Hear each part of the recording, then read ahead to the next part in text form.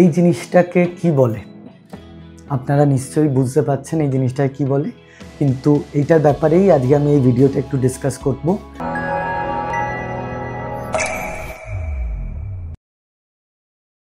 নমস্কার, আমার নাম ডক্টর অনির্বাণ ঘোষ, আমি একজন অ্যাস্থেটিক প্লাস্টিক সার্জন।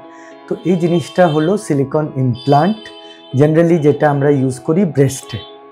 তো এইটা ইউজ করে আমরা কি কি পেতে পারি, যেটাকে বলা হয় ব্রেস্ট অগমেন্টেশন।